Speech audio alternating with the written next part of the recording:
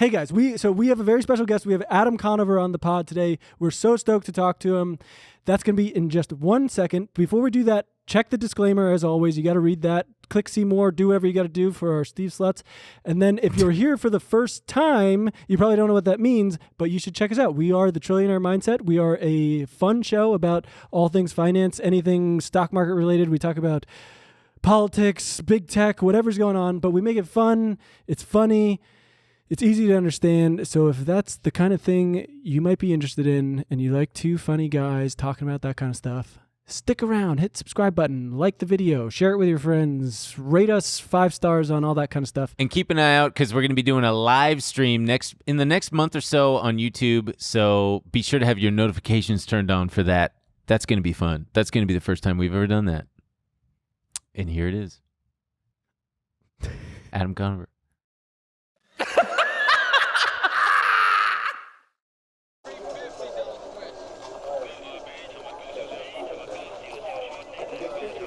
Welcome back to Honky and the Beat Man. Kramer, when I get done with you, are you ready for a Trillionaire mindset? Fill me up, Arrow. Bitcoin solves this. Bitcoin 100,000.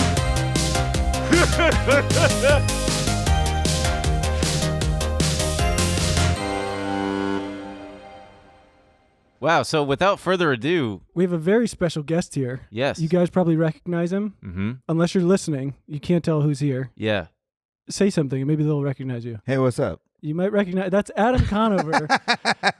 From Adam Ruins Everything, from College Humor, from his... he's got some later projects too now. I got a some Netflix current show out projects, this year. The G Word. Yeah, thank you. Factually. Yeah, with Adam Conover. My podcast, yeah. Big fan. Thank you for saying so. Yeah. And he's got... well, I guess you've had it for a while, but you've got a YouTube channel that's kind of popping off right now. I just posted my first solo YouTube video in many, many years. I had a kind of moribund YouTube channel. I'd use it to post, podcast episodes or like old stand-up or stuff like that. But I made a video for YouTube, and yeah, it's blowing up. We love it. Thank you. Feels good. How's that dopamine? Oh, it's so good. It's so good. Oh, that keeps you motivated. You just open the phone over again to refresh and see the people, see the number go up, and it's better than money, which is why they don't pay you. Right. They instead just pay you in the number going. Yeah, you get some anonymous person telling you they hate you. That's all it takes is one negative comment to ruin my day. TikTok nailed this the most. When I post a TikTok, I'm fucking hooked on it. Just like reload, watching the number go up. Yeah. It's a fake number. God knows how many people are actually watching the video, but if they tell me, 1 million, I'm walking around on cloud 9 all day. Do you find yourself...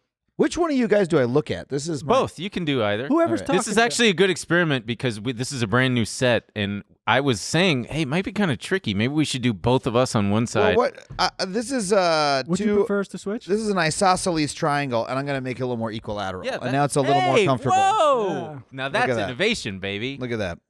The angle was a little obtuse here, and you wanted to be a little bit more equal. Yeah, there you go. So doing stand-up and doing like old... I shouldn't say old, but the College Humor era of doing longer form stuff. I don't know how to phrase this question, so I'll just try it anyway. Do you find the internet age where where you get immediate feedback a detriment to your creativity? Like personally, I have an idea for something and I always reduce it to a tweet because I know that I'll get instant feedback of whether or not it's a good idea. Whereas years ago, it's like you could turn it into a sketch or you could turn it into a stand-up bit, and it was a longer process to eventually get to that level of approval. You can still do all those things. You can still turn it, I still have a choice of which of those things I want to turn it into. Yeah. Number one is you never want to turn it into a tweet. Fuck. That's a waste. Don't tweet anything. I know. Twitter's not for Twitter is not for jokes. If you write a joke on Twitter, I sometimes still see That's comedians. all I do on there. Sometimes I see comedians write jokes on Twitter, and I'm like, what is this, 2010? Yeah. Like, I feel like that's what it's for. No. God, no. That's what he's saying. Are you what is kidding? this, 2010? That's what Writing it was for jokes back then? on Twitter? What the What fuck is is the matter Twitter with you? for? What is Twitter for? Twitter is for promoting the shit you do on other platforms, and by going, some personal news, I got a job, blah, blah, blah. Or I did a thing. Or it's for doing an angry thread. I'll do an angry political thread, and I'll say, for instance, I did a thread about the election here in LA that went like more viral than anything I've ever done on Twitter. Got like 10,000 retweets. It was covered in the LA Times. It was all about how Rick Caruso was very close to winning the primary and how he's anti-abortion, right wing, like billionaire real estate. He's Trump, and but he's going to put a fountain on every corner. It's going to be great. He's going to put a bigger fountain in the Grove, and he'll. But so that does well, right? Like you need to pay attention to a serious thing. That does well on Twitter. Yeah. But like a joke, no, because people on Twitter are really stupid, and most of them don't. If you write a joke, most of them won't know it's a joke. They'll just be like, "I can't believe you said that." Yeah, but see, that's part of the fun is you get people like that. But when you put something serious out, you get a bunch of dumb people going, "Fuck you, I hate you, I can't believe you would say something like this." And then you're trying to respond and clarify. No, never respond. No, God, you guys don't know how to use Twitter at all. I know how to use Twitter. Also, my followers aren't stupid. You They're guys are writing jokes and then you're getting into the replies. Oh my God! No, I'm not replying. You're replying to people on Twitter.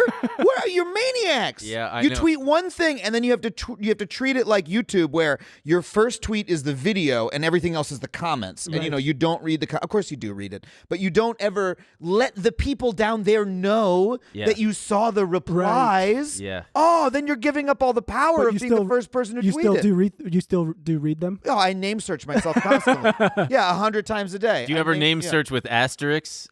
Oh yeah. Replacing certain vowels. Or something? Oh yeah. Because you know that's how they try to hide from you. Oh yeah. And then of course we all do that. I tried different variations on it. Yeah. That's when you want to see the really mean shit, which of course you want to see because it matches the horrible voice inside your head that's telling you you're a worthless piece of shit. Right. You want it. And this is the main thing the internet is for, is to go find people who are saying that about you, and then it validates the horrible voice in your head, and then you feel like shit, but you like feel like I'm right. Like I know. Like But you also want to defend yourself and say, no, you're wrong. I'm not. This is a funny tweet. This is right. No, or I wasn't joking. No, or I you was can't defend yourself. No. Fuck, Don't that's do when that. you lose, is when you defend yourself. Yeah, absolutely. Because everyone, again, I'm going to back to the earlier theory of Twitter. Everyone underneath is the comments. Don't interact with those people. So you've got to put a boundary between you and them. The haves and the have-nots. This is why people quote retweet, which I don't do because dunk retweets, right? Which I think is like sociopathic to do that. But there are people who their strategy is anytime there's a reply they don't like, instead of replying, they quote retweet, so that it's then topmost on their feed, and they're not replying. They're taking the person's reply and like hanging it up in a little painting and saying, "Look at this piece of shit." This fucking guy. This guy but they're not like getting into it with that guy. They're like talking. Twitter is it's so sociopathic. It's such a cesspool. It's a horrible place, and so I use it. It's just like, oh, here's the video I made, or whatever. Okay, good. That's the only way to use it. So you lost your show, Adam Ruins Everything, which sucks.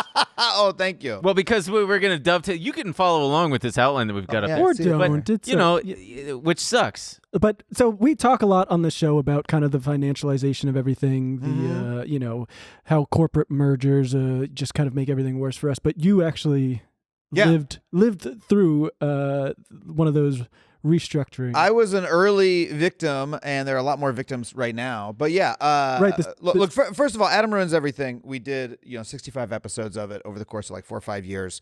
The show was a success. I'm not like, I was not like wounded. I was ready to do new things by the time it ended. But the reason it was canceled, it was the second biggest show on the network. It was profitable for the network. The reason it was killed was because AT&T bought Time Warner, which was the parent company of Turner, which was the parent company of TBS, TNT, True TV, all these other networks, right?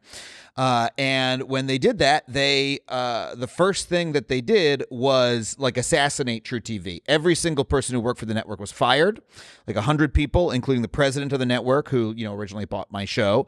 And then they put the whole thing under TBS, and they just started canceling a whole bunch of shows. And that was all happening during the writing of our last season.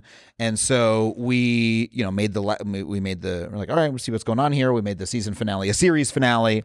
And, a month after the show ended, the new dude in charge of TBS and TNT called me and was like, yeah, we're not picking up the show. And I was like, yeah, I figured that out. Right. but like it would have kept going otherwise, as would have other shows on True TV. And now here's the funny thing. That was the earlier WB merger. That's when AT&T, the phone company, bought Warner Brothers. That merger took like 3 years to put together. It was the whole time we were making Adam Ruins Everything. It was like the merger's coming. What's going to happen after the merger? Didn't even Trump's Department of Justice, weren't they trying to stop it? They tried to stop it, and they failed in court. They said it would be bad for consumers. Yeah, they did say it would be bad for consumers. Now, I don't know the details of like what case they brought or why it failed. We can talk about, the legal barriers to fighting monopolies, where there's a whole like legal theory about mergers that's like largely wrong, that like dominates the court system, that leads to the Justice Department failing to stop mergers because like a judge will say fuck you. Well, the argument becomes, well, we're going to provide things for cheaper for consumers instead of actually. Here's the short version. There's a lot of reasons to stop mergers. There's a lot of reasons for antitrust reform or for antitrust enforcement. For instance, that when one company has too much market power, it has too much power in society, not just in the economy. But for instance, if there's just one media conglomerate that owns every television station, then the one person who runs that media conglomerate controls too much of the airwaves, right? And like controls what people see and hear. And we sort of think there was a time in American life when we believed that was bad. Just for one company to have that much power, period, is like anti-democratic. For people. Competition is good for people economically, and also in terms of a democracy. If you've got one person or one company controlling an entire sphere of the economy, then that person actually has power over everyone else's life beyond just the economy, right? Like if you've got one company that owns all the railroads, or one company that makes all the cars, or whatever, right? Then that company can decide, I want the cars to work this way. I want the railroads to work that way. I want prices to be exactly. But I want to be really clear. It's beyond just prices, right? Yeah. It's like literally how our society functions beyond just the economics of it. Well, and we're finding out maybe a phone company managing a bunch of studios wasn't the best idea either. Didn't they buy it for like $86 billion? They bought it for a ton of money. Jesus Christ. The problem is that there has been a legal theory since the 80s that has taken over the judicial branch that says that actually the only reason to stop a merger isn't because of all those other reasons that we discussed. It's because the only reason you need to stop a merger is if it would cause prices to go up. It's called the Consumer Welfare Standard. That's all that matters. And it basically boils down to, if the company can say this will cause prices to go down for consumers, then the merger is going to be okay. Is there like a window because we all know that eventually those prices creep back up? It's not like they can bust the prices don't even go down. Yeah. But no, like the Justice Department had its chance to stop the merger, and a judge stopped them from stopping the merger, and the merger went through. It's always a Reagan era policy why we're always absolutely with something. and part of the reason it worked is because judges are not economists, and so it turned out to be a very easy test for them to understand. If prices go down, okay. If prices go up, not okay. And so the companies just know how to say, oh, this will cause prices to go down. Now, there have been waves and waves of media merger throughout, the country in the last 5-10 years. Does anybody feel like prices have gone down? Absolutely not. Prices have gone up. Your cable bill's gone up. You're paying more money for more of these services. And they there's still less call choices. and ask you to upgrade to extra and more shit. Exactly. Well, now Spectrum's calling me all the time. You're still seeing with the Warner merge. Now they're talking about the Discovery Warner. So that's the Discovery next merger. HBO merger. Yeah, and they're saying that your prices might go up, right? Because you're going to get more content, absolutely. Even though you didn't ask. I don't want anything on Discovery. Like I don't know. It's like Food Network and all those channels. I would never pay for it. Yeah. Hey guys, we want to take a quick break to thank another sponsor of today's episode, Vincero Watches.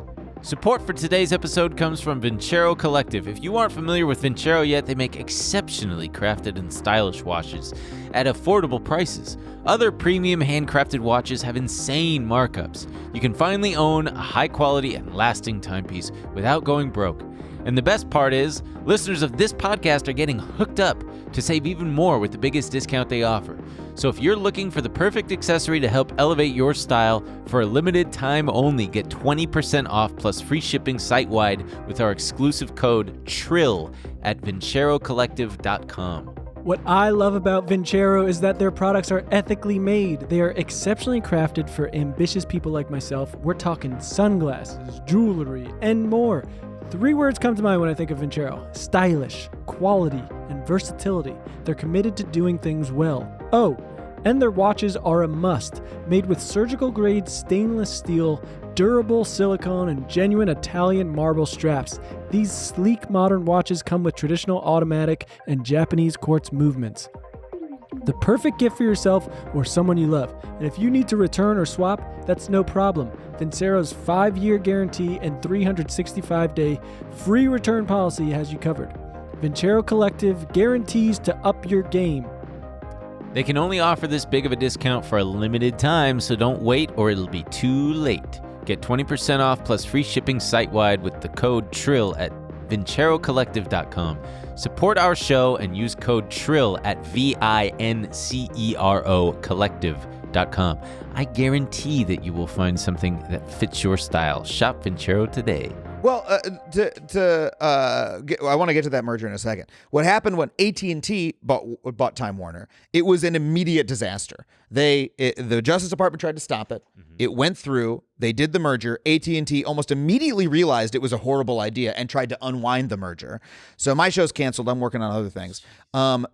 3 years after the AT&T Time Warner merger, AT&T sells Time Warner to a different company, Discovery Plus, and now we've got the Warner Brothers Discovery merger. And that merger is now killing even more shows, like way more than were killed in the AT&T merger. So, for instance, I told you that when AT&T bought Time Warner, they killed True TV. After they sold Time Warner to Discovery Plus, they also killed TNT, TBS, and a whole bunch of other stations. Cartoon Network, they just killed the entire animation studio. Adult Swim looks like it's losing a lot of shows. TBS is just gone now? Yeah, poor Ted Turner. Well, That is not very funny. I grew up with that shit. God, Yeah, right? if only slogans like that still exist. I know. Or it's You're funny. talking about a happier time. Yeah. My ex-girlfriend wrote the "It's funny because it's true" tagline for Your True TV. ex-girlfriend wrote "It's funny because it's true." Came up with "It's funny because it's true," And it's a she great got tagline. paid. My She got ex-girlfriend- paid a flat rate because she was just in a room. They were doing like general idea pitch things or something. It was like a strategy meeting. Yeah. And she said, you know, it'd be a good slogan is "It's funny because it's true." And then they were like, "Thank you." And were all then they like, just fucking used it. Yeah. My ex-girlfriend did "If you see something, say something." So No. Are you serious? No. Oh.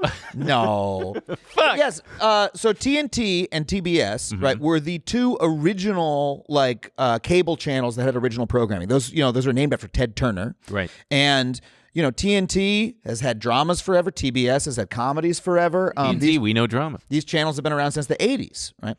And yes, they have now been killed. They still exist on your cable channel, but what on your cable box. But what David Zaslav, the new head of Warner Discovery, has said is that they are no longer doing scripted programming of any kind. They fired the entire development departments, the entire marketing departments. TNT is going to have NBA. Right. And TBS, they might do some reality shows, stuff like that. But in terms of like scripted programming, like, fucking television shows, they just don't exist anymore. True TV is the same way. True TV still exists. They have Impractical Jokers, and that's it. That's all that they air. Because it's cheaper to make, right? It's cheaper to make. It's a non-union show. Yeah. Those guys are funny. I like those guys a lot, but that's a dirt cheap show to make that they can air forever. It's basically aired as though it's on demand. If you want to watch Impractical Jokers, turn on True TV, except for there's 1 hour a week that they still show Adam Ruins Everything reruns at 4 a.m. on Sunday mornings. And, Getting those residuals. I get a little bit of residuals and not quite enough to earn my health insurance for the year, but I do appreciate it. So could you argue that some of those TV staff writers are then going into like Netflix and Hulu and stuff? Like are Netflix and Hulu and the other streamers like picking up the slack? Because now Netflix has to... No, judging by your face, you're like, oh, you poor thing. No. God, no. No, absolutely not. No, so first of all, there's a lot we could talk about here. The entire entertainment industry is contracting by 30%. That's a number off the top of my head, but that's what it feels like to everybody. And the reason is that Netflix sold everybody a lie that for $15 a month you'd be able to have access to every piece of media ever made, ad free forever. That's what they told the public. Well, it's very much like the Uber thing, where we just have to undercut everybody, monopolize, and then you have to come to us for your entertainment. But then other people got in the game and they're like, oh shit, correct. Okay. okay. But and the same thing as Uber, they also lied to Wall Street. They said that, hey, we're going to grow forever because our value proposition is so great. There's never going to be any competition. The investor money that we're using to make all this content at a loss is never going to dry up, and our subscriber numbers are going to go up forever. Right. Then earlier this year, they announced for the first time that they lost subscribers. Right. For one quarter, they lost subscribers overall, and it made the entire industry freak out because all the other networks, like HBO, Warner Media / HBO, which is HBO Max, what they had all been doing for the past 5 years was murdering a very successful business model, the television business model that they had all had. Oh my God, Netflix is going to come and eat our lunch, right, with this $15 a month thing. So we have to kill TBS, TNT, True TV, broadcast television. We have to murder all of it and shove it all onto streaming. And then suddenly, right as they're all in the middle of doing that, Netflix is like, oh, oopsie, we lost subscribers. And everybody suddenly starts slashing costs. They all start making less shows. They start canceling shows. They start canceling shows that are in the middle of being filmed. Right. By the way, shows on Netflix and streaming also, they make less episodes for less, seasons, for a shorter, you know what I mean? Instead of doing, television used to be, one season was 26 episodes and maybe it'd run for 5 years, Now you're lucky if you get 2 seasons of 6 episodes each. Yeah. And you don't get residuals, I'm assuming. And you do not get residuals.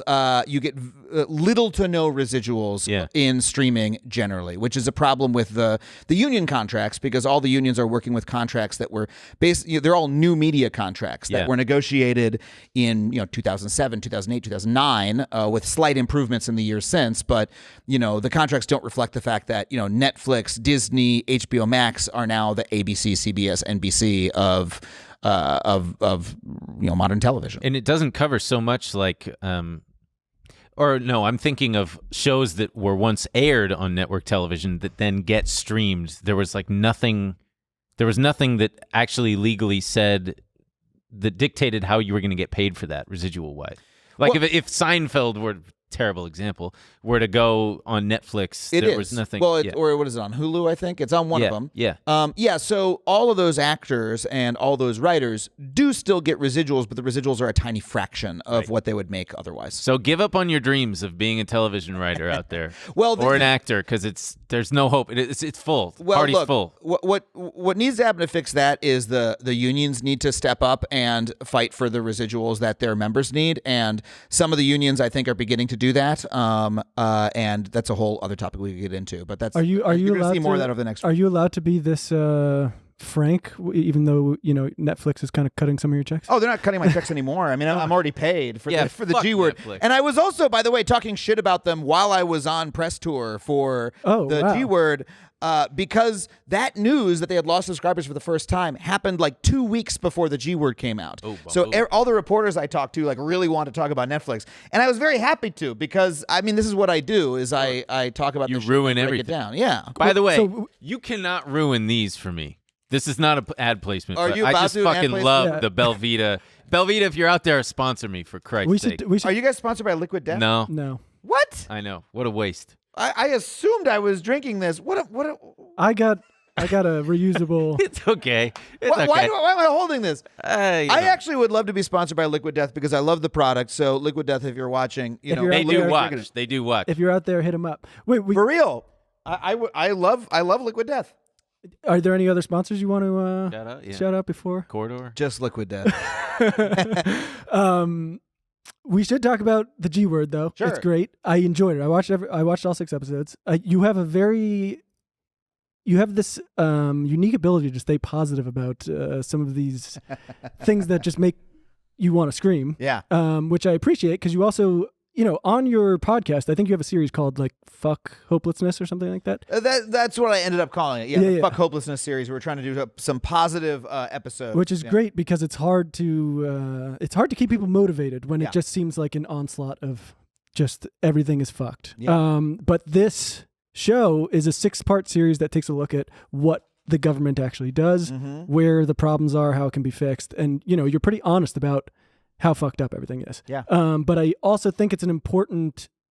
You do an important job of showing just how necessary it is for everyone. But I wanted to put up this tweet. I think it came up on my feed like yesterday, but it just reminded me of, and they're talking about libertarians, but I honestly think it goes for everyone. And so in your own words, how would you describe libertarians? And this person responds, house cats. They are convinced of their fierce independence while utterly dependent on a system they don't appreciate or understand. That's good. Good job, Jay Spalding photo. I actually think a photographer wrote that? And is his profile photo Louis C.K.?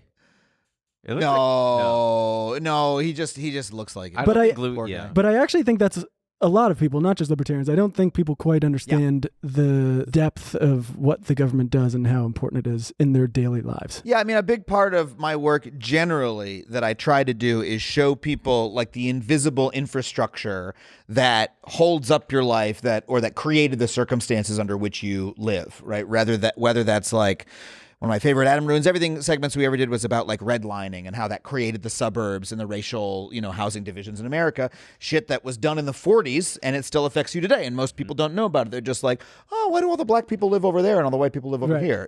Until you show them like, no, this is the map, right?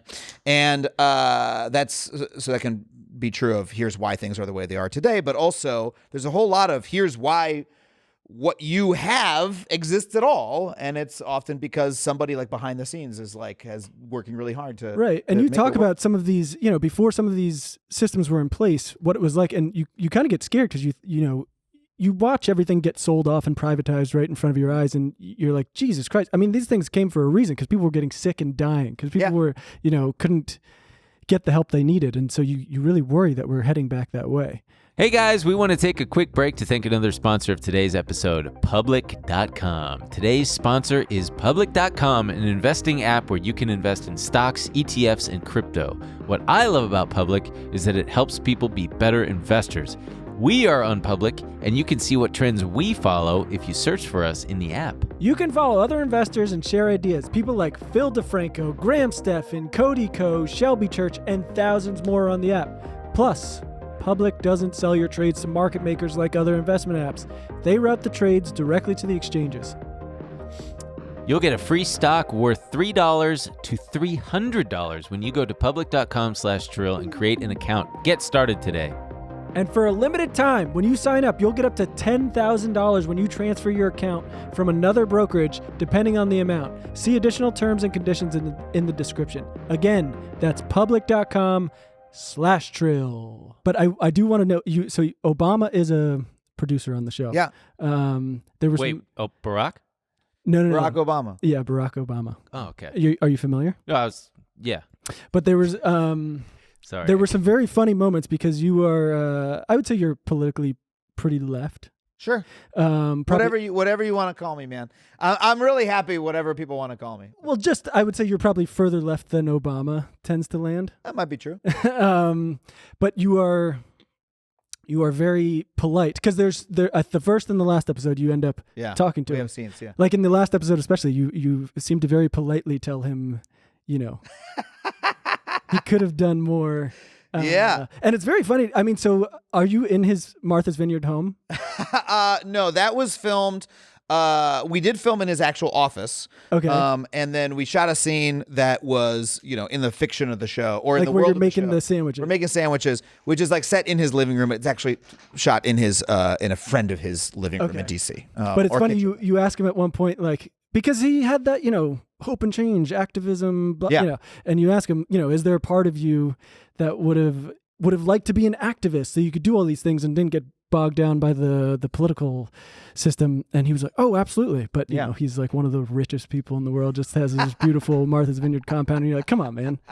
You're glad you're not just a community organizer. I mean, my job in that segment was, so look, he executive produced the show. He had almost nothing to do with the show, right? He had optioned the Michael Lewis book that the show is based on. It's a book called The Fifth Risk. Michael Lewis, wonderful journalist, wrote a book about how the government works.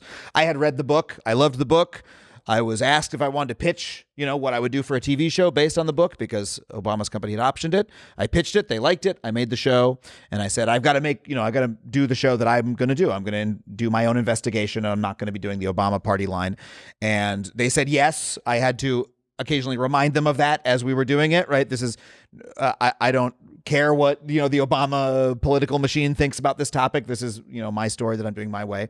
But I wanted to do that interview with him at the end because there's like shit I've just always wanted to ask him. And I was able to in that interview. The main, as someone who, look, his election in 2008 was a part of my own political awakening, And, oh man, we were gonna do it. We were gonna fucking change the system. It's all gonna be different. Exactly. It's right. all gonna be different. I have video of people like, just dancing in the street in New York, right? When he was elected, it was Hope and change, baby. Hope and change. And then, I think it's hard for not to feel disappointed by like what happened, right? And it's hard not to feel like he sort of narrowed his own aspirations as things went on. If you asked me, you got 1 minute with Barack Obama, what do you want to talk to him about? It would be that. And I was like, great, I have to do that on camera. So Right. I definitely pissed him off in the interview. He was like, why am I having this conversation with this guy? But I think the other goal of the interview was he's an incredible speaker, but you have heard him talk so much that if you imagine yourself asking him a question, you can imagine his answer, right? You know exactly what he'll say. He's so on message at all times. And my whole goal was just to give him a little shove and like shake him a little bit and like get to a real conversation. That was part of why I did that too, was to press him a bit. He doesn't seem to be willing to take any real responsibility for, missing the mark or falling short. Yeah, what was the Mitch McConnell thing? Well, so yeah, like you asked him, you talked about how, he won, and then he was like, yeah, but who else got elected? Mitch McConnell. And it's like, come on, man. I mean, especially because, and it's, so in the first episode, I think you take 3 shots at him. You say, because he says, it's your show, you can talk about whatever you want. And you say, we could talk about bank bailouts, and he was like, whatever you want. When you said we could talk about drone strikes, and then there was like one more. I forget what the third one was. So like that was very funny, but and you talk about it at one point you talk about how much he expanded the drone program, which I mean it's crazy, and that's part of the problem. When you talk to him, he's the coolest guy. He seems so fucking cool. Yeah. And you're like, there's no way this guy's a bad guy. Every time I see him talk, I'm like, wait, that dude fucking rocks. And you don't want to, you see him playing basketball with Jay-Z and you're like, yes. He's got a killer jump shot. But then shot. you're like, wait. There's a lot going on here. And like, so that kind of stuff, when he's like, Mitch McConnell also got elected and yes, that's true. So, okay, there's going to be some obstruction there, but one of the main things the president does have a lot of power over is foreign policy. And what did he do with that power is he fucking made the world a worse place, to be honest. Yeah, I mean, the drone strike program is one of the biggest stains on his administration, and it was something that, we talked about on the show. It was important for us to talk about on the show. And, by the way, some people might say like, well, why didn't you confront him in that interview about the drone strike program? And the fact is, it's pointless for me to do that, because if you want to, you can go find footage of college students, right, at whatever interviews that he gave where they go, how dare you with the drone strikes? And then he gives his answer, right? He gives the Obama version of here's why we made the best decision we could at the time. We right? Tortured some folks. Yeah, exactly. And so like, there's no point in me getting that answer out of him again. Right? Yeah. But we gave a very straightforward mainstream analysis of the many problems with the drone strike program, how many people it killed, how many civilians it killed. And, we did that on Netflix. Right? Yeah. I mean, you call him out on the, on the Obamacare, on working with, private companies rather than a government system. You also, I love I didn't realize it was driving me crazy because I'm familiar with the Ronald Reagan quote, the worst 9 words you can hear is I'm from the government and I'm here to help or whatever. Yeah. And so the first guy who comes on from the government, it's a comedian playing a government worker, and he says, I'm from the government and I'm here to help. And I'm like, is he doing that on purpose? And then you had another guy do it. And then finally you go into, but a little bit of foreshadowing there. Yeah. But it's a great little look at the American system we've built, and everyone should check it out. Thank you, man. I'm really glad you liked it. When did you like fully push into becoming very political? Because I know on Adam Ruins Everything, it was a bit of a mix, right? You would talk about the border wall, but then you talk about like Adam ruins sex and I mean, look, I the way I think about myself politically is that in my work I talk about policies. I talk about facts. I talk about the policies that best respond to those facts. After you do that for long enough, you start to ask, how do you put those policies into place, right? If we all agree that, the way that we've designed our cities is completely fucked up. We talk about why we got there. And we talk about what needs to be done to fix it. Well, the next question is, how do we actually put the good policies in place? And now you're talking about politics. And so that's how, I think of myself as having gotten politically involved, is like trying to figure out how to execute the shit that we're talking about, I don't know how you have that optimism, because when I reflect on why our cities are structured the way they are, I just get so pissed off. And then I think about how ineffective the government is at all levels, that I feel like there's no way we'd ever be able to get anything fixed.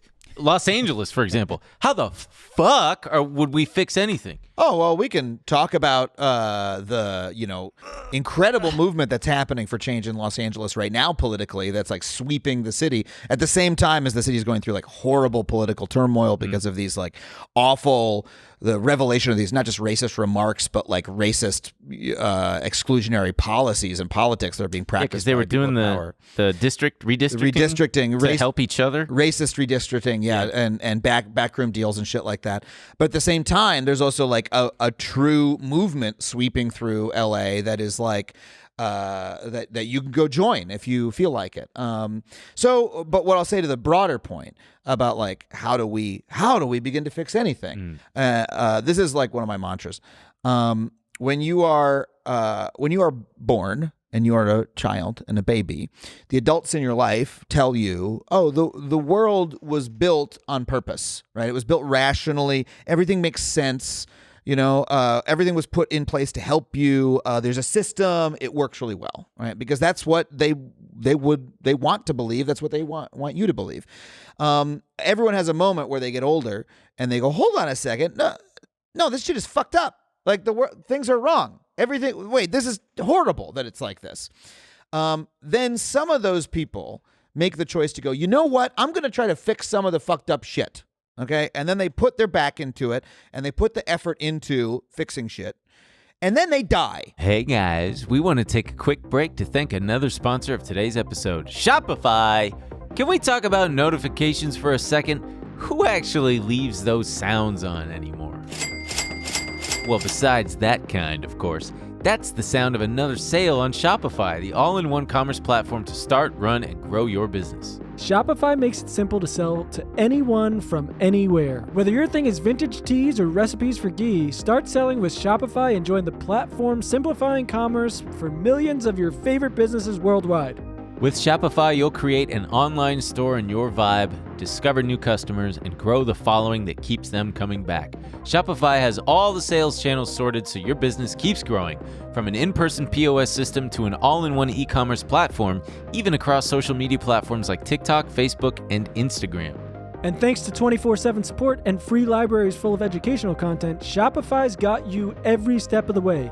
It's how every minute new sellers around the world make their first sale with Shopify, and you will too. Shopify makes selling simple so you can put yourself and your ideas out there. Whether your thing is making ebooks or earrings, Shopify makes your success possible. When you're ready to launch your thing into the spotlight, do it with Shopify, the commerce platform backing millions of businesses down the street and around the globe. Go on, try Shopify for free and start selling anywhere. This is Possibility, powered by Shopify. Sign up for a free trial at shopify.com/trill, all lowercase. Go to shopify.com/trill to start selling online today. Shopify.com/trill. Yeah, they blow your head off when you're driving through Dallas in a convertible limo. Well, okay, that's some people. Right? That's if you try to go too far. But the only reason that anything good exists in the world at all is because some people made the choice to do that. You know, that's the only reason that like America exists as a country is because fucking Thomas Jefferson woke up in colonial Britain in North America and was like, "What the fuck is this shit? Let's try to do something," right? And then he died. and with the job undone, right, with a whole lot of slaves that he then, I don't know, bequeathed to his next of kin, because he was a fucking asshole just like everybody else. But you have the choice to do the same thing yourself, as to grab a fucking shovel and make a little bit of a difference in some way that you can, and then you'll die, and then other people will hopefully pick up the shovel. That's basically all there is to being human. If you don't want to participate in that, you can just be one of the lazy people who just, I don't know, eats the food everybody else is growing. You could go the Kaczynski route and send some mail. I'm not saying not everybody who works is not everybody is lazy who doesn't want to. Sure. Some people are unable to. There's also a big part of the system we've created here is people are, to get by, they have to work multiple jobs. They have to, exactly. There's no viable way for them to have affordable childcare. So, I mean, participating civically isn't really. It's not available to everyone. Yeah. That's true.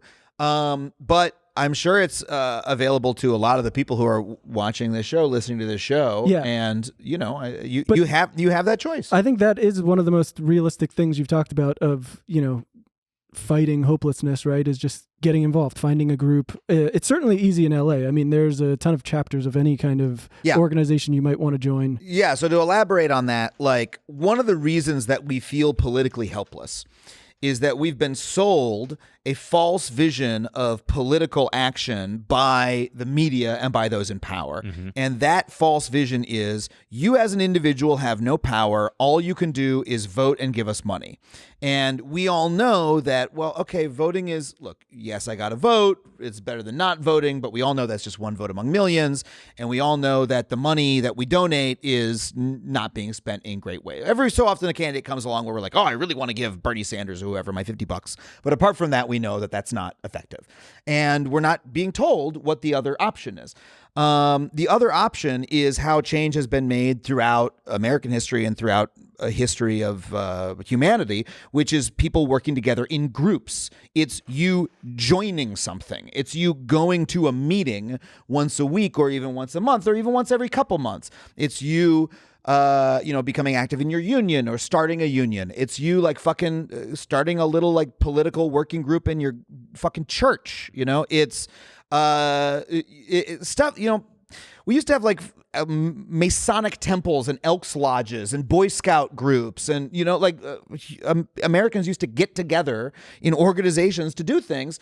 And we have had a culture that's preached individuality at all of us for decades. And as a result, we all feel helpless because we're like, I can't do it alone. Yeah, they build the cities that way, too. Like, that's part of why. Los Angeles is built to keep you cut off from other people. I hate it. But so here's how I got involved politically in Los Angeles is I was really sick of walking by homelessness every day and, doing the avert your eyes thing. I'm not going to look, right? I'm like, this is horrible. I don't like doing this. I would walk by the same woman every day on the same bench and like not make eye contact with her. I was like, what the fuck am I doing?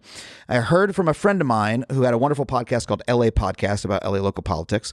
This guy, Hayes Davenport. You know Hayes? Hollywood Handbook. Yes, Hollywood Handbook. Yeah. So he had a podcast called LA Podcast, and he talked about... Dude, he's... Sorry to cut you off, but wasn't he like a TV writer, and then he fucking left to work for Nithya? Exactly. That shit's fucking cool. He was a TV writer. He actually quit a show-running job to go do homelessness outreach and local politics full-time. And he inspired a lot of people, including myself. And he said on an episode of the podcast, hey, we have a group. It's called SELA. It's a neighborhood homelessness coalition. And we go out every weekend with water and snacks, and we talk to the unhoused folks in our neighborhood, and we try to, if we can, connect them with services and things like that. But really, it's just like neighbors talking to neighbors. I was like, I want to do that. I started doing it. It was a little bit nerve-wracking, but after a couple times, I was like, oh, I know how to do this. Like, once you realize you actually can talk to someone suffering in your neighborhood and you go like, hey, how's it going? You want a bottle of water? It's like transformative. Then the people I met through that group were people who cared about homelessness. And a bunch of those people were politically active. They started asking me, hey, there's a neighborhood council meeting. It'd be really helpful if you would come and, speak to your experience because there's a lot of neighbors riled up about homelessness and they need to hear it from someone who's done engagement at these encampments. I said, yeah, sure. And then one of the founders of that group was a woman named Nithya Raman, who's eventually ran for city council here in LA. And I joined her. I volunteered for her campaign because I knew her personally and I knew what values she stood for in terms of homelessness, which were rather than sweeping people from one corner to another, she's about like going to people one at a time, saying, what kind of housing are you looking for? And using the power of the council office to try to find that person housing. And now that she's been elected, she's had great success doing that throughout her district. And like a lot of encampments are now gone, not because she's swept them away, but because she's like, those people literally are in permanent housing now. But so because I knew her, I was like, I know what values she has, and I campaigned really hard for her. And now she's fucking in office. Like, she won, and because she won, there's 3 more candidates, or 4, depending on how you want to count them, are running for city council this year. 1 has already won. Looks like 2 more are going to win. Ugo Soto Martinez.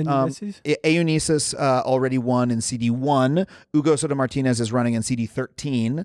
There's also Aaron Darling in CD11 on the west side. And there's a couple other candidates. Which is a big deal in LA because the LA City Council has a lot of power here. Yes. In LA, we only have 15 council members for a city of, whatever, millions and millions. So each of them represents like 250,000 people. And so they're basically mini mayors. And taken together, they're more powerful than the mayor. And, the whole city has been run by people like, have been in the headlines on this tape that if you've followed the news at all over the last couple of weeks, these politicians were caught on tape saying horribly racist things and also scheming to redistrict, basically gerrymander the city in order to exclude black people's voices from being able to elect their preferred representatives, like saying, oh, let's give the airport to this guy. And, no, I want to make sure I have this because that'll help me get reelected. So that's the old way of doing politics in LA. And we used to have 15 people who ran the city that way. After Nithya won, we had 14. After this election, maybe we're going to have 12. Like the numbers are going down. We're building allies. And pretty soon we might be able to take over the city with people who actually give a shit and, really want to make the city work well. And that won't be, I'm not going to say that's going to be a utopia, right? There's still going to be problems at that point, but it really can make a difference. And the way it started was me joining the whole movement didn't start from me joining the homelessness group. No, but my involvement, take it. My involvement came from me saying, I care about homelessness. Oh, let me join a group. Right. I will say the Los Angeles comedy scene has been a pretty cool way to get involved. The entire comedy scene has been turned on politically by Nithya's election and by people like Hayes. Most comics I speak to now know who Ugo Soto Martinez is, whereas 5 years ago, they wouldn't know the name of a single city council person, let alone a candidate. I don't know if have you ever ended up at Little Secret, those comedy shows? The last one I went to was a fundraiser for Ugo. Yeah. But it's great. I mean, Sarah Silverman is there trying to raise money, and you're like, I don't remember this being like this just a few short years ago. Yeah, and that's the power of people paying attention at all. That's what you're seeing, is that the public is now, especially after these racist tapes were leaked, the public is paying attention to the city government in a way that they weren't before. And shit is materially going to change as a result. I live in Nithya's district and shit is different in the district now because she's been elected. But it can start with you joining something. So what I tell people again, is that a union? Is that a church? Is there a lot of people get started by joining a local chapter of a group like the DSA, or if you don't want to say I'm a socialist, there's the League of Women Voters, right? Is one of these groups that has a chapter in almost every city in the country, and you can start going to the meetings, you know? And have you seen those tweets going around of, I think some big article came about, American loneliness and how people have fewer and fewer friends. Oh yeah, I just saw that. But this is it's 1 out of 10 people have no friends. It was so depressing. And that's the thing. If you feel lonely, I mean, I go to meetings like this, and it not only makes you feel less hopeless, but you're just talking to people who are like-minded, and it's a great way to meet people. And if you're maybe a little nervous, I'm sure if you live in a medium to large city, there are tons of things like that are here where it could just be like a comedy thing that's raising money. It could be concerts. So get out there and meet people and fucking help change the world. Hey guys, we want to take a quick break to thank another sponsor of today's episode, True Classic. Today's episode is sponsored by True Classic. This brand makes t-shirts that actually fit. Not to mention, they're super soft. When you're jacked like a meal, and me, finding the right t-shirt can be incredibly frustrating. Most t-shirts are too tight in all the wrong places or way too big and boxy, but not True Classic, baby. True Classic has already helped over 2 million men get their fit on at an affordable price. Our listeners get access to the absolute best deal they offer. For a limited time, only get 25% off with the code TRILL at trueclassic.com. You know how girls have push-up bras? Well, us guys, we have these tees. Guys, you are wearing the wrong clothes. Time to level up. Highlight your greatest assets with a t-shirt you can confidently throw on anytime. You need True Classic. Their tees are snug around the arms and chest to make your muscles pop and looser in the torso for added comfort. I have a hard time finding t-shirts that fit. I'm a bit in between sizes.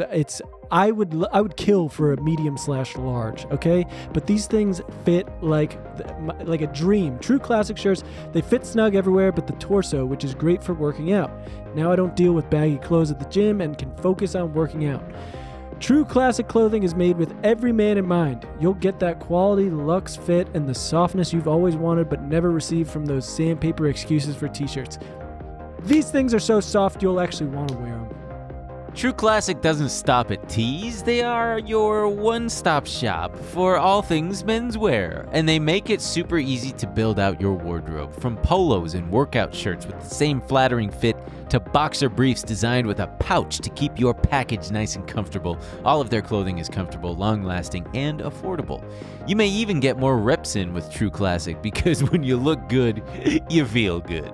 Your sweet thing will love it and your buddies will thank you for passing the True Classic good word along. It's about time you get your fit together. Upgrade your wardrobe with True Classic. Get 25% off at trueclassic.com with code TRILL. Free shipping included on purchase over $100. That's 25% off at trueclassic.com with code TRILL. Strengthen your core wardrobe with True Classic today. True Classic. Look good, feel good. This is how change happens. You know, when people talk about, just to give you another example of this, when talking about guns, Love them. Let's talk about guns, baby. Emil's got two right there, locked and loaded at all times. Gun control advocates will often say, and this is a mistake, they'll say that the reason gun rights advocates have dominated America politically is because of all the money that the gun makers spend or the gun lobby and stuff like that. And that's a part of it, but it's not really true. The real reason that the NRA has so much power is because the NRA is a mass membership organization. The NRA has millions and millions and millions of members who don't just pay dues to the organization. They have meetings that you can go to where they will teach you how to, fucking clean and fire a gun. Mm-hmm. And they'll do bake sales and whatnot. And they're like members, like it's a thing that you can join and just, have a good time talking with other people who like guns. And then when it's time to go yell at a congressperson, they'll send you an email and you go show up and you scream at whoever is trying to put in place a pretty sensible piece of gun control legislation. Well, now you have a stake in it. You're like, yeah.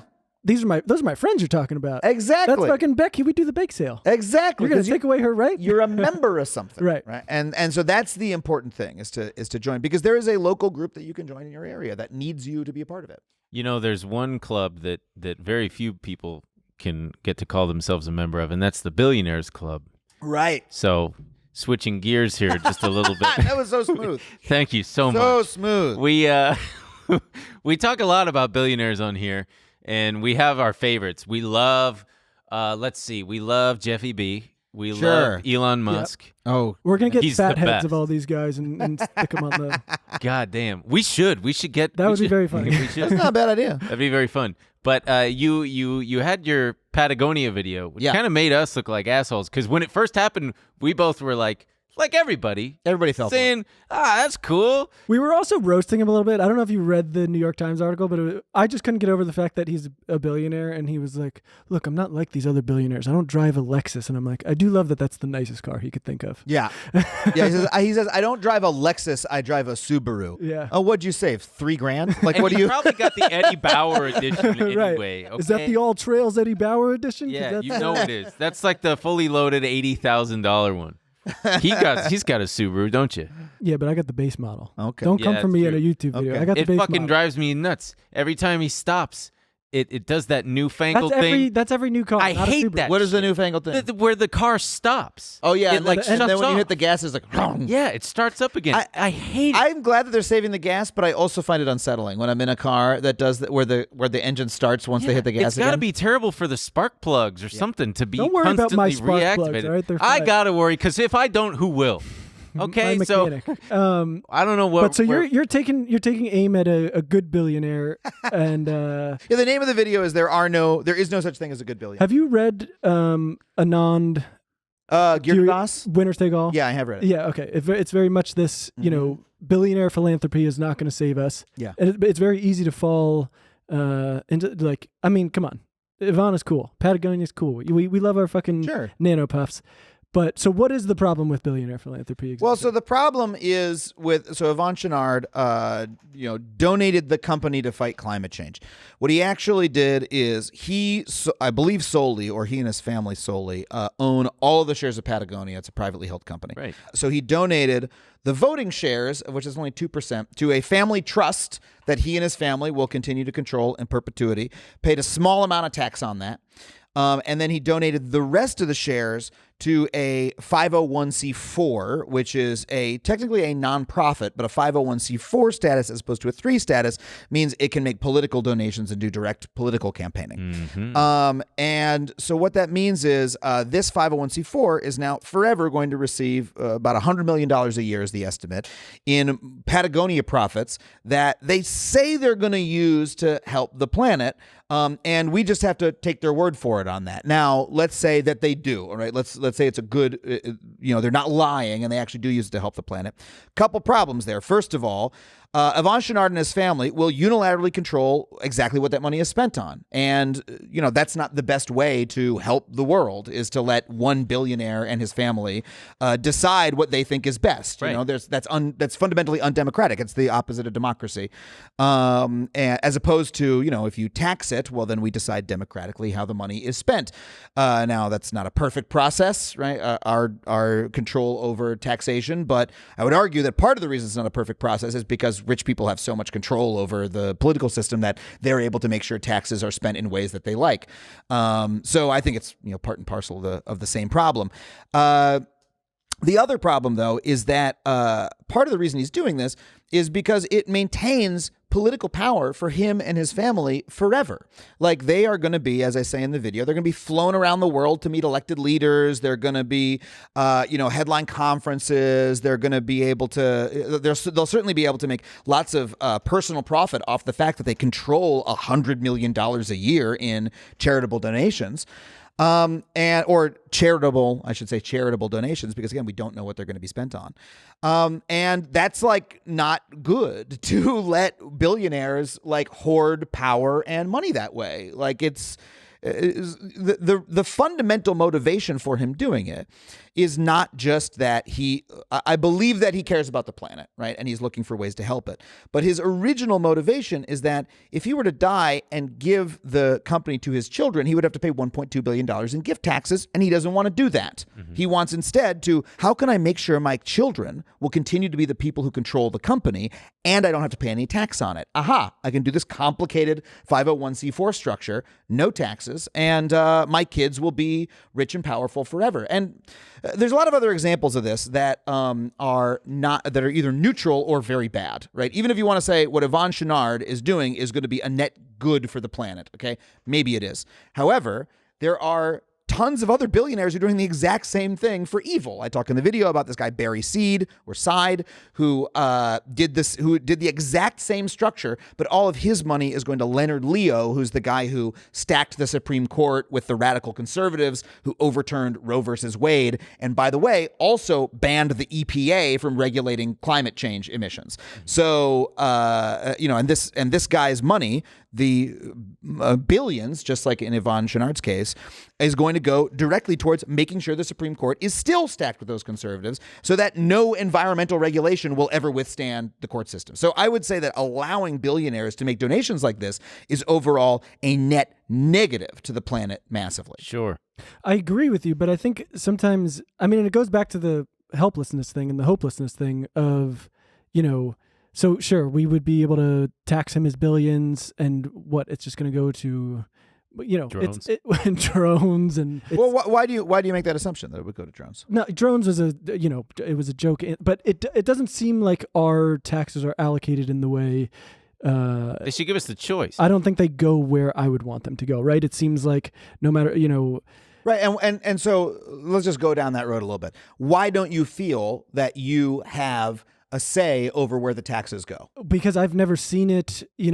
When I look around, things get worse and worse. I don't see investments in public infrastructure. I don't see investments in healthcare. I don't see investments in education. You don't feel that the government is responsive to democracy, right? That you don't feel it's democratic enough, right? So those are the same problem. The problem that we allow Yvon Chouinard to amass money and power and his family in perpetuity and never say, no, that's the public's on some level and it needs to be responsive to the public, is the same problem as the government not being responsive to the public. And so if we were to get serious about the one, we have to get serious about the other. That would be my argument. Right.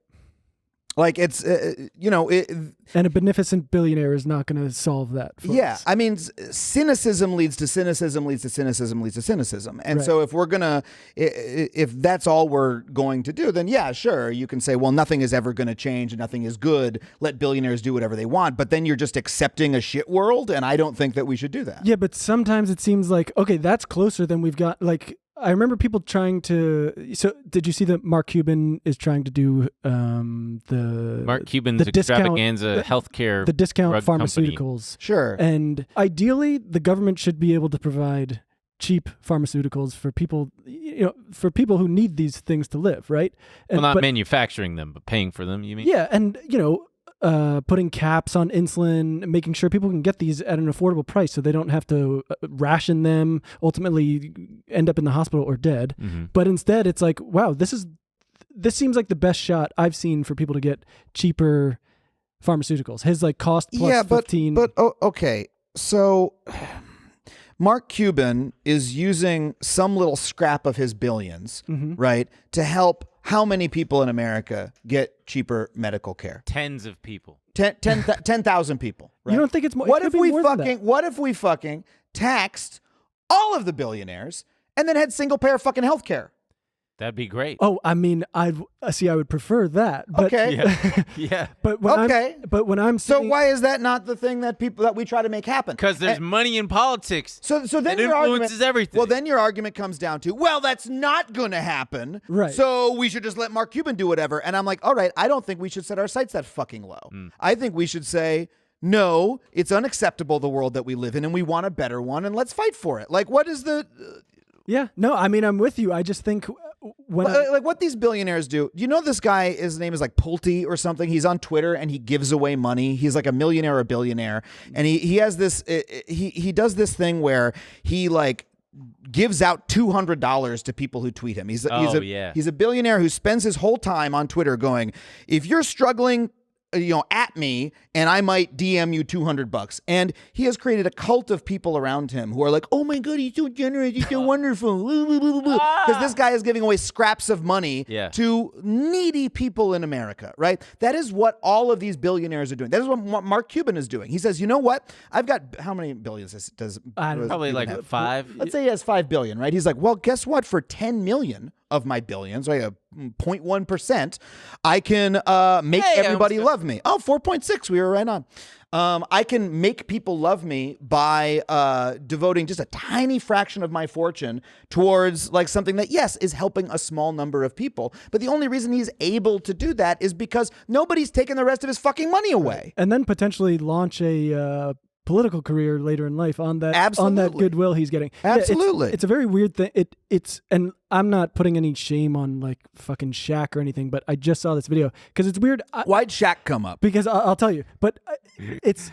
Let's hear him out. I'll tell you why. But and I like to start all my sentences with and no shade to Shaq. Well, I just wanted to clear that up so people know I don't care what Shaq does. I don't think he's I don't think he's our biggest problem.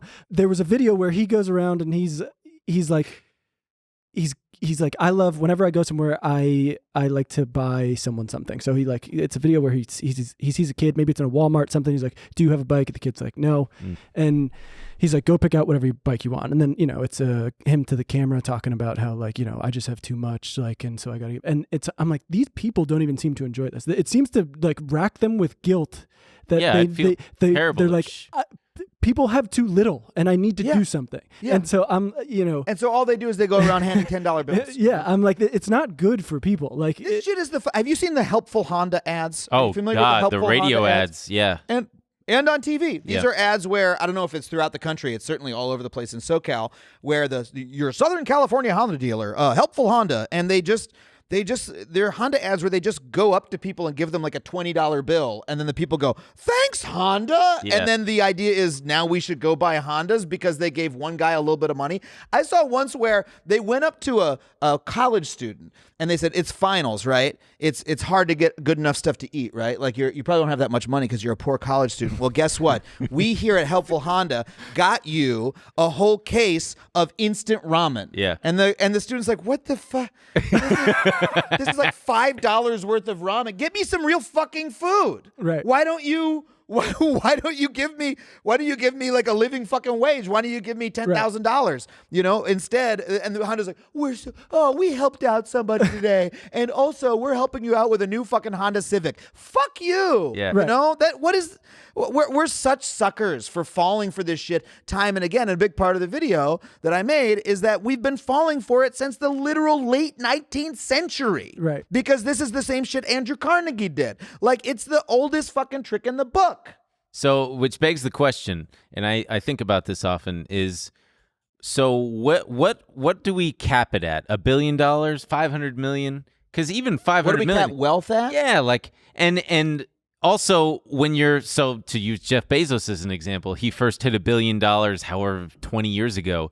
It's like, and when most of your wealth is tied up in the stock, your ownership of a company, is it so when the market cap of the company reaches however much that gives you $1 billion, does the government take enough away that it drops it back down below $1 billion? And then if the stock keeps appreciating, does the government keep taking away stock? Like, what is your opinion? I am not the person who should be crafting the policy. Sure. I will say that there's this claim that's often made that you can't tax the billionaires because their wealth isn't liquid. Right. And so, it's like Elon Musk, yeah, he's the world's richest man, but most of it's Tesla stock, so how is he supposed to pay 30% of that, right? Mm-hmm. Here's the thing. All of those billionaires take loans out against that equity to fund their lifestyles. Like Elon. Right. Yeah, the buy, borrow, die thing, where you just keep getting loans based on your collateral, and then you end up. Once you have that much money, you can get money out with it. But those loans can also be taxed. Like they're living off that. There's ways to figure it out. But I also would say they got here through decades of bad policy. And so, it just needs to be. I mean, in the video, I talk about how we put in, during the New Deal era, put in lots of different policies of different types, stronger labor unions, a much higher rate of taxation on income, a bunch of other shit. And as a result, the age of robber barons, ended for 50 years. We didn't have Mark Zuckerberg's and Jeff Bezos's. If you look at, there was Carnegie, Rockefeller, DuPont, people like that. And now we've got Bezos and Musk and people like that. In between, there's nobody because we put in a bunch of different policies that caused power to be distributed more equally among mostly white people, but still more equally in a lot of different senses, right? And that's something that we can do again. It's when people start going, well, how are you going to do it? I don't know, man. We'll figure it out. Let's agree on the principle first. That's a good point. And let's agree on the principle first. Yeah, but they're so cool. Do we really want Elon Musk to go away? Come on, man. That's the coolest guy. He's so epic. He's the most epic guy. That is part of the problem too. I do think. I mean, we're joking. We make fun of him a lot. If you haven't noticed, the title of the show is ironic. We like to poke fun at a lot of this stuff. It's called Trillionaire Mindset. Oh. Yeah. But what was it John Steinbeck with the problem with Americans is they don't see themselves as poor people, they see themselves as disgraced millionaires who haven't made it yet. I think everyone's like, Ooh. Well, if we institute these policies, I'm not going to be able to be that fucking guy someday. And someday, there's that, and then there's also the fact that people feel so alienated from society. They feel so hopeless. They feel like nothing they do matters, that then when they hear about a billionaire doing something good, they're like, oh, maybe everything will be fine. Because Elon will. I remember feeling that way myself. Like before I really started looking into Elon Musk, this was like 8 to 10 years ago. And I just heard about like, oh, this guy's like investing so much money in like green technology and stuff like that. He's gonna save humanity. I was like, oh, that's great. And I know that people felt that way about the Patagonia guy too. Oh, that's wonderful. Oh, a good one. Oh, I feel relief. But like the reason we have that emotion is because we've accepted this vision of our own powerlessness that is not true. Like we have so much power were we to get together, form into groups, get politically organized and fucking use it. We don't need these motherfuckers to decide how the world is supposed to run. We can do it together. right? We could also probably the three of us kick any one of their asses. It's true. I know. There's I more of know. I us. could take Elon one-on-one. Look, Elon Musk is such a fucking moron.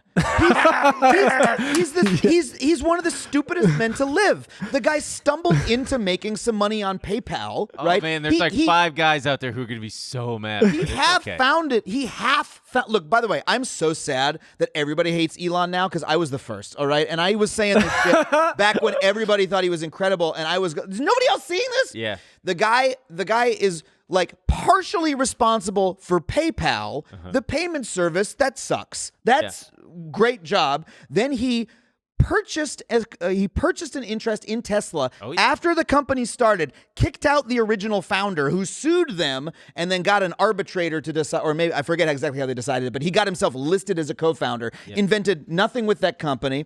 SpaceX, you know why SpaceX exists? He bought it from guys. He bought it, but also the federal government decided it was going to get out of the business of itself doing, putting money, doing NASA and sending people to space.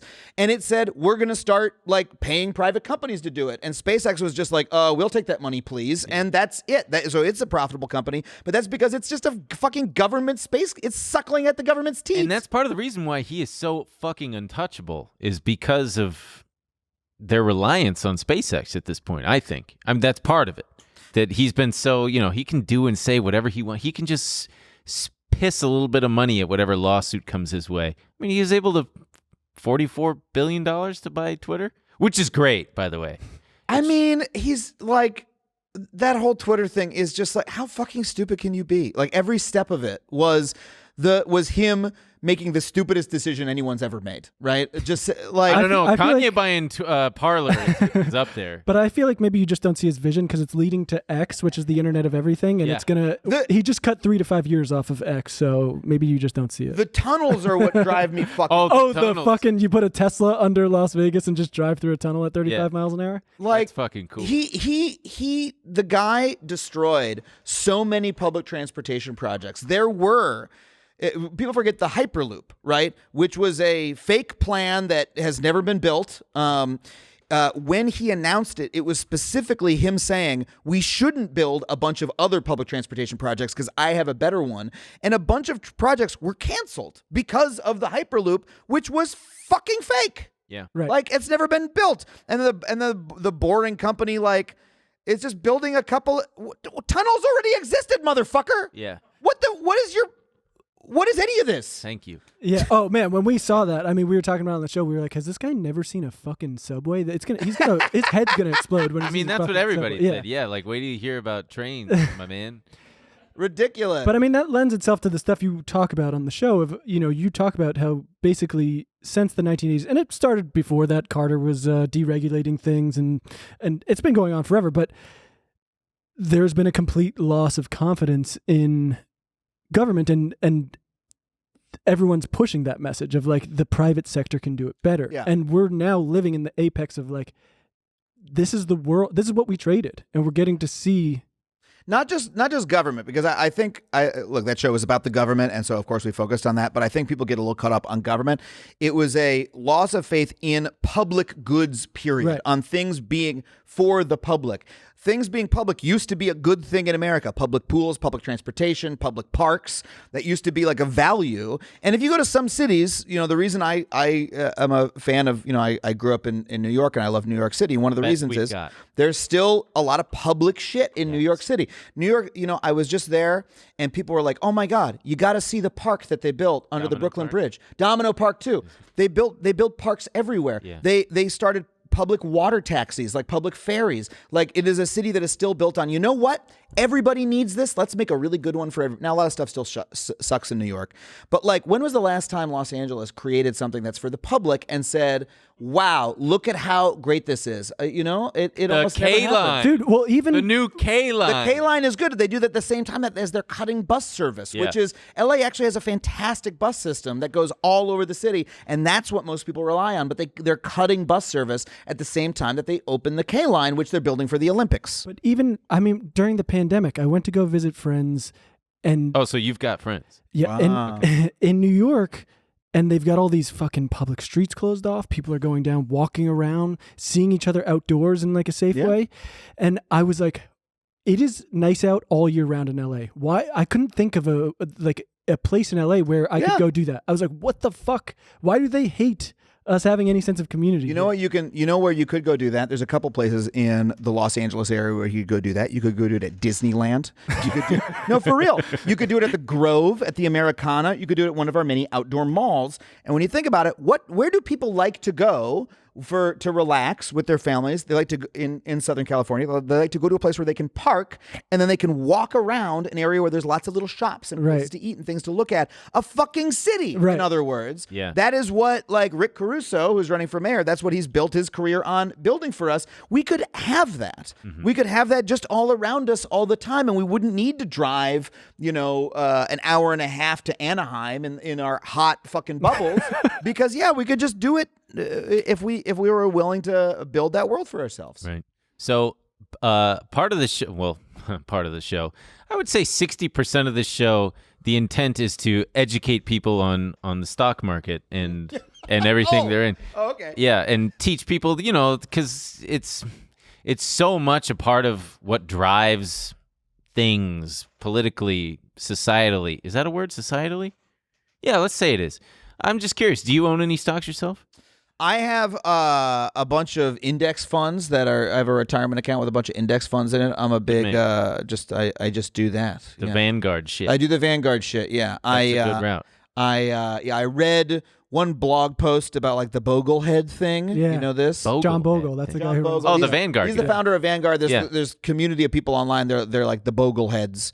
And the idea is it's just Vanguard shit. It's like you get a really low cost index fund, you balance it out, and then that's it. Part of it is too. He said, I think he was the guy who like was running the numbers of like most investors aren't beating the market. Yeah. So why aren't you just Most investors aren't beating the market, and they're paying like 3% in fees. Right. So you're just getting fucked when you So can just instead pay 0.2% in fees and just try to match the market. Right. And that is what, in fact, I do. What do you think of that? I can't remember his name, but there was this billionaire who famously gave away all of his fortune down to his last $3 million because that's what he and his wife decided was just enough for them to skate by for the rest of their lives. You heard of this guy? I have not heard of this. Ah, shit. He'd be a great thing for you to ruin. Well, that's an annoying thing. That would be if that's what he actually did, right? I believe he did. If he gave it to organizations run by other people that are good organizations, and if he didn't say, hey, here's what I want you to spend it on and stuff like that, if he actually gave up power in addition to money, then that is interesting to me. Yeah. Maybe there's a dark secret to her because I haven't looked into it. But Jeff Bezos' ex-wife, Mackenzie Scott. Mackenzie Scott. she can't give it away fast enough. If she is doing at least a better job than most of them are, right? Yeah. Because she's just like giving the money away. The alternative is you start a foundation, right, that has your name on it, and then you're hoarding power, right? Like when all these, Zuckerberg, Buffett, all of them. They donate money to their own foundation, and the foundation lives after they die. Self-sucking. Yeah, it's self-selecting. call I it, mean, yeah. look, Laureen Powell Jobs, right? Steve Jobs' widow, is one of the most powerful women in America. You never hear about her. Yeah, but Ever. she's incredibly powerful because she has this entire fortune that she is managing charitably, right? I'm sure she's putting it towards things that are good. I don't have any ill will towards her particularly, right? Because he died, she just inherited the money, right? But like she has enormous power. So if you give up the power in addition to the money, then maybe we're talking. So We need to That's one of the seduce these women. It's very frustrating too, though, because You these. didn't even let me finish. Well, I didn't think it was going to be serious. Well- we got the joke. I mean, Mackenzie Scott just divorced that pathetic teacher guy. I Right, mean, so what was he thinking?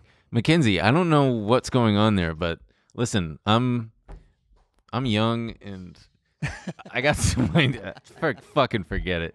no, Sorry. I'm glad we let Yeah, you I'm see glad. that through. Aren't you It glad was- I think it was you see worth that it. through? That's the other 40% of the show is us doing that kind of shit. there's a charity called Give Directly. Have you heard of Give Directly? No. They do direct cash transfers, and what they do is impoverished folks, they just literally give them like $1,000. And people in Africa, people in the United States, and it seems to be a very good model for helping people generally, because the idea is, well, you don't decide what is in their best interest, they do. The problem is they don't have money, so give them some fucking money, right?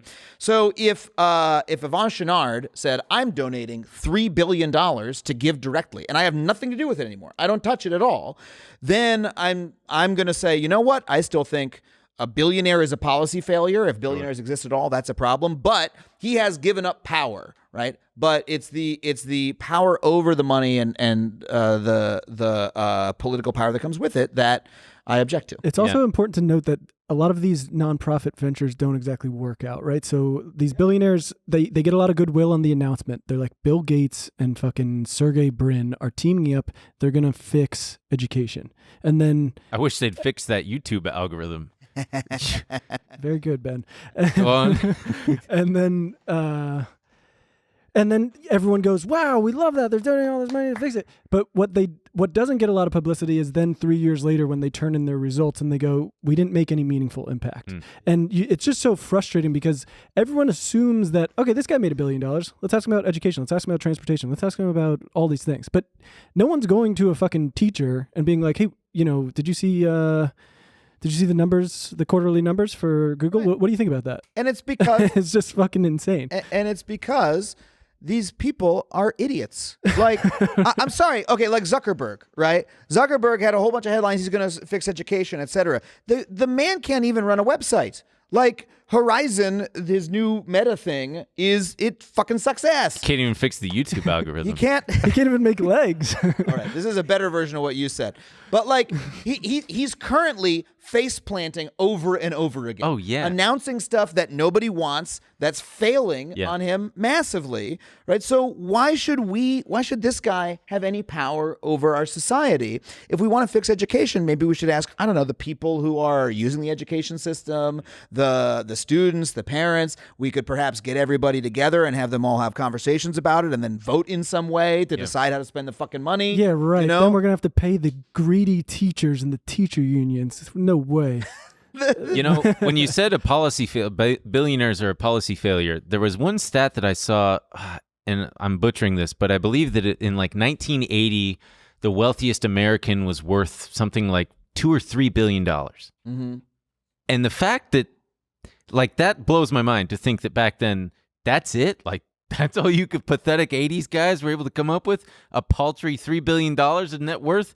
We got Elon Musk, who's worth what? At his peak, like $300 billion. Yeah. That right there that alone is, I mean, how do you argue with that? Just looking at the averages is the real, when you look at the average of CEO pay to worker pay and how far they have gone, it's breathtaking. All you need to live like a king and never have any worries for the rest of your life is what, $50 million? Right? Probably less. I mean, probably less. So much money. But I'm saying that's to live like a king. Right. Tiny fraction. Oh, sure. yeah. Tiny fraction. Yeah. So if we're talking about a cap, it's like, I mean, I'm very generous. I'll give him $50 million. Yeah. That seems like quite a lot. But who are you to decide, Adam Conover, if I should have a 20-foot yacht or a 50-foot yacht? What if I would like 5 yachts? this is America, and I should be able to do as I please and What if poison the groundwater if I so choose. What if I'd like a yacht so Well, big, then you we can- have to Mhm. we have to dismantle a very old bridge that a lot of people love Well, just to get it out of the fucking shipyard. That is your God-given right. That is your God-given right as a tax-paying American, as a tax-dodging American. Excuse me. I did want to bring up that what we touched on in the beginning about Twitter and doomers. Well, actually, no. I really fast. There's been a lot of talk about what the Fed is doing with raising rates, and I'm curious what your opinion is on it. Good, bad? Look, No man, opinion? I'm no expert in macroeconomics, so You seem like you know a lot about macroeconomics. Well, politics, I guess. But Hey, but there's a lot of experts out there who are completely fucking it up. So yeah, I mean, I guess that what I will say is that I think there's a growing awareness in America that the entire field of economics might be total bullshit. oh yeah, that economics has presented itself as a hard science for years, when in fact akin to physics or chemistry. Sure. When in fact it's closer to, I don't know, psychology or sociology. Like it's just like, hey, it's all vibes, man. Like, well, of course, when a bunch of guys from the University of Chicago figure out a bunch of policies that could enrich a lot of Yeah. people, they're like, yes, that is science now. We're going to it's follow like, this. It's like theory made fact. Yeah. It's like, here's how I'd like the world to work, and if everybody agrees with me, we can make the world work that way. There's no, like, look, I when I go look at Karl Marx, I'm like, wow, interesting writer, but I'm not sure that we should like follow this to the letter when we're building a country. You know what I mean? It's like, this is philosophy, this is poetry, this is interesting shit, but you know what I mean? And I feel the same way about the people who are deciding our macroeconomic system today. But it's not something that I've studied thoroughly enough myself to say I think the Fed should or shouldn't be doing this. I good answer. think that, but if you were to tell me, hey, the entire like monetary system of capitalism is fucked up and we should sweep it away and bring in something new, I'd say, yeah, I'm pretty sympathetic to that argument. Tell me more. Yeah. Do you think that we're going to have any hope of Congress self-regulating in terms of like not being able to trade stocks anymore? Oh, Like it should all be, I think that it should all be all their money should be put into blind trusts where they have no idea, because there are such glaring conflicts of interest. There was that article, I think this Wall Street Journal thing. Yeah, the Wall Street Journal, just because I'm sure you heard that all the Congress members were trading on information, but the Wall Street Journal just did an investigation into the executive branch. So people on all different departments trading on regulations coming through and all this shit. It's insane. I have to say that I'm not sure that is the biggest conflict of interest happening in Congress. I'm sure it Interesting. happens to an extent, but like, I mean, like, what's more likely, that somebody is going to push a policy in Congress because they own stock, or is it because as soon as they leave Congress, they're going to get a job for $1 million a year as a lobbyist? That's a good point, Like yeah. the revolving door, I think, is to me the more glaring conflict of interest. So I think, yes, it's like a problem, and it's good that people are mad about it, but I think it's probably not highest on my list. Right, like someone from Goldman Sachs heading the SEC is more problematic. Yeah, absolutely. Or somebody like who's about to go work at Goldman Sachs in a second. I mean, it's Right. like all the Obama people immediately went to go work for Uber. Right. It's like that shit. And then when Joe Biden got elected, they were like, "Wait, everyone, come back! We're doing it again." Exactly right. Yeah. Well, folks, we're being told. Well, we're not being told anything, but we're near. We're now. Oh, Hey, I'm having a baboo. good time. Should we talk? What Are have you we guys missed? seeing how much my shorts are hiking up back here? Yeah, I'm It's seeing it's it. the only thing. You're seeing, is I'm the being camera seeing it? blinded No? by this light. Okay. I mean, it like looks good, but I don't. no, it looks I great. don't know how it looks from that angle. It looks Okay. great. You got some thick quads and hammies there, my man. Thank Look you. at those. Jeez, you must be able to slam dunk a basketball right with here. those calves. No, Folks, I not wish at all. you could see it. This man has You guys wanna check this calves. out? You wanna Yeah. Look at those Yes. things. check this out? And he's putting Look at that. he's putting the Damn. Look at that. Visas right on. Look, I ran a marathon this year. I'm not going to Did lie. you really? You did? Oh yeah, Nice. I ran the LA marathon. Terrible marathon, but I had a good time. Yeah, it's because they changed the route this year. Yes, yeah. they did. It used to be all downhill, Oh, but and then isn't the last part uphill? Like, yeah. Dude, I got so mad about this. I wrote an article about it for Defector. I got so mad. We can't get into it, but go look it up on there. Wonderful sports website, Defector, if you want to hear how the fucking might be a billionaire, at the very least mega millionaire former owner of the Dodgers, who still runs Frank McCourt. Frank McCourt, Yeah. totally fucked up the marathon just to save a little bit of money by changing the course that way. That guy. Yeah, Genius Amazing how move. many things you can trace back to a rich dude. To Frank McCourt. pretty much all of them. Which is entirely the point, Right. Yeah. Well, so is there anything you'd like to plug? I can think of maybe like one or two things. Oh, There's some Netflix show, right? Yeah, I got that Netflix show, The G Word. Check out my podcast, Factually. I talk to a different fascinating expert from around the world of human knowledge every single week and learn all the shit that they know that I don't know and that you might not know. Oh, and we hang out. We're about to have Yuval Noah Harari, the guy who wrote *Sapiens*, on the show. We had Reza Aslan on for our first video episode a couple weeks ago. Oh, with the Iranian Revolution. The Iranian Revolution. Yep.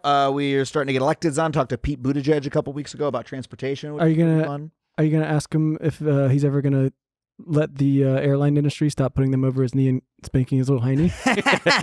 Already had him on. I did ask him about that. And it was his answer was not totally complete, but it was interesting. You can listen to it. Right. Okay. Yeah. He's like, we need a passenger's bill of rights. I'm like, you need to fucking kick some ass in there, Pete. Well, I love they always do that, and you always have to go. Hey, I don't know if you know this, buddy, but you're actually the head of the Department of Transportation. You're the guy. That's It's like your it's job. like when Newsom was standing in the middle of like the wildfire, the forest's all burnt out, and he's like, "We need someone to do something." And I'm like, buddy, you might be like the third most powerful guy in the country. Yeah. Like, Yeah. That's the problem. Yeah. And it takes, look, that's leadership is to everybody else sees constraints and says, oh, we can't do anything. And leadership is to say, hold on a second, we're going to change political reality. And that's what FDR did. Right. We're going to bring a new world into being. We're going to convince people. We're going to do what people previously thought was impossible. And that's my main criticism of Obama, actually, is I think he had the opportunity to do that. And I think he allowed himself to be constrained by what he was told or what he believed were political realities rather than saying, no, I can change the center of political gravity and I can get things done that no one thought was possible, because he was elected in the first place. No one thought that his election was possible. That's my backseat driving, Uber passenger driving. Uber passenger driving. You guys want to talk about Uber? Do you want to talk about it? Yeah, tell us real fast your gripe with Uber. Well, Uber sucks, right? Here's the problem that Uber has that we were talking on the way over is I had to take an Uber here because I was tightly scheduled. I'm going to take the subway back. But I hate taking Ubers. You hate taking Ubers. Can't stand it. You hate them because I am seriously the best driver in Los Angeles. I'm great. I'm courteous. I don't accelerate too hard. I don't brake too hard. I keep it cool. It's constantly in He's the humble, mid too. to low 60s in my car because I keep the AC on. I'm not. If you've got hot coffee in your lap without a lid on, it's not getting on you. You're not spilling it. Uber drivers, it stinks. They're skimpy with their air conditioning. They don't know how to fucking drive. They take turns too hard. They're gas brake. If you're in traffic with an Uber driver, God bless you. Good luck. Well, there's a couple things going on here. So the first one is that it's a lot more fun to drive than it is to ride in a car. Mm-hmm. So sometimes people say, I love hitting the gas. That's really fun for the driver. Sucks to be the passenger. Yep. So that's a problem that all drivers have. That my dad drives that way, But the other piece of it is that Uber pays the drivers so little, you literally cannot make money doing it, right? I have many friends who've driven Uber and they did it for 2 weeks and they're like, oh, I realized I was losing money between the gas, between the waiting around, putting the miles on your car. putting the miles on your car. all that. Absolutely, they pay so fucking little. That means the only people who can drive Uber are people who are living on the fucking edge. These are people who are, like borrowed their cousin's shitty old Honda Fit. They're like, if I just like pop pills and drive for 18 hours without stopping, I can make enough to afford rent. That means that every time you get in an Uber, you're getting in the car of somebody who like is living really precariously. I'm making the jokes, but it's like you get in an Uber in LA and like sometimes I get in one and I'm like, I feel so bad for this fucking person. Yeah. They're driving an Uber. Like sometimes I'll just hand the person a 20 as I get out of the car because I'm like, you fucking need the money so badly. So that, and I think that contributes to a lot of the discomfort of being in an Uber, right? Now, I don't put that on the driver because I'm like, this is the fucking sorry situation that our economy is in. But I also think it's a problem for Uber as a company because Uber got its start catering to rich people, right? Saying it's everybody's private driver. You can get like a black car service. And they eventually like slid down the slope until now they pay so little that it's like really impoverished people driving Uber. And guess what? Rich people don't want to ride in poor people's cars. They don't? Just like fundamentally, Right. they don't want to. And so now there's other services. There's like a service called Alto that's like a much more of a black car experience that's riding. Oh yeah, like, they all have to be Buick Enclave. they're all I think. Buick Enclaves. They cost like, they cost like about twice as much as an Uber, sometimes more, sometimes less. But that's like, and by the way, that's the high margin part of the business, right? That's how Apple makes money. Apple makes their money because they don't sell the cheap phones. They sell the ones where they sell the phones to the rich people because they make a higher margin that way. Right. So Uber has like somehow tricked themselves by wanting to pay their labor so little that they have like slid down the slope so that the product is so bad, people fucking hate using it. And people, when given a better option, will. And the whole appeal of all of these services used to be, hey, Uber is better than driving. It's better than public transportation. It's better than a cab. Now it's worse than all three of those things. And it makes traffic worse. And it makes traffic worse. Yeah. Right. So I think they've really gotten themselves to a really bad spot as a company where they're both being cruel to the drivers and to the customers, and everybody fucking hates the service now. They just take it because like, well, I have to because, it eviscerated every private cab company. It killed public transportation in a lot of cities. They ended up cutting back on public transportation services because, a lot of people were taking Ubers instead. And now we're stuck with a service that we all hate. Anyway, my podcast is called Factually. That's what you asked me 10 minutes ago.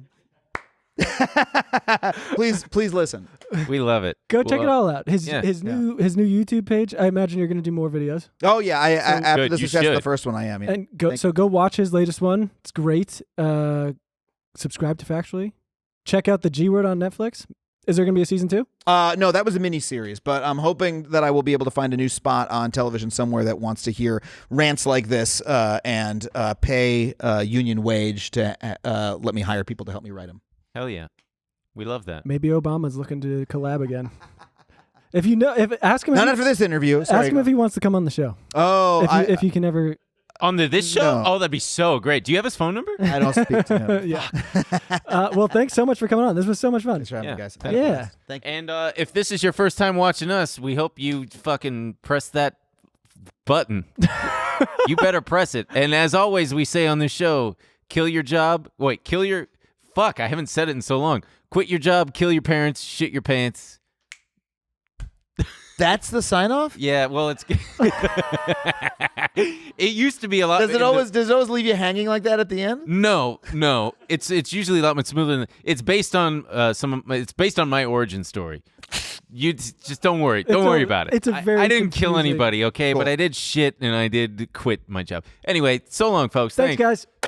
This week on After Hours. It's after hours. Anything goes. Everybody on the fucking ground. Yes. Now. Get on the ground now. Don't look at me. Ow. I'm pregnant and I'm mad even more. Not yet. Yeah, not yet. I can't believe this. Sign up on tmgstudios.tv to watch the full bonus episode.